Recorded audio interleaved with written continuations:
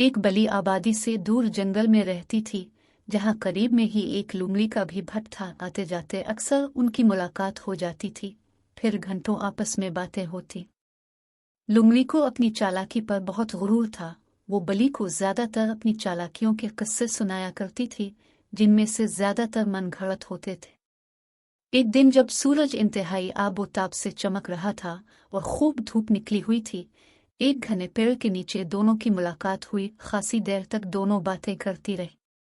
लुमड़ी ने कहा, ए भी बली, अगर दुनिया में 100 तरह की आफतें आ जाएं या कोई मुझ पर हमला कर दे तो मुझे कोई परवाह नहीं।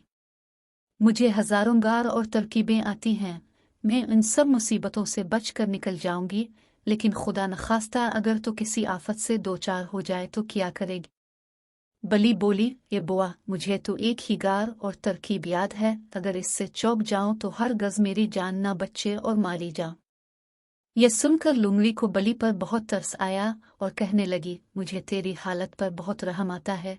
मेरा जी चाहता है कि उन तरकीबों में से 3-4 तुझे भी बताऊं, लेकिन बहन जमाना खराब आ गया है, किसी पर भरोसा नहीं किया जा सकता। अभी वो दोनों बातें ही कर रही थी, उन्हें शिकारी कुत्तों की आवाजें सुनाई दी जो बहुत करीब आ गई थी। ये आवाजें सुनकर दोनों घबरा गई। बली ने खतरा भांप कर आओ देखा न ताओ अपनी पुरानी तरकीब पर अमल किया और झट से पेड़ पर चढ़कर ऊंची डालियों में दाबिक कर बैठ गए। इस दौरान कुत्ते इतने नजदीक पहुंच चुके थे कि बी लुमड़ी अपनी किसी तरकीब पर अमल ना कर सकें। जरा सी देर में कुत्तों ने लुमड़ी को दबोच लिया और चीर फाड़ कर टुकड़े कर दिए।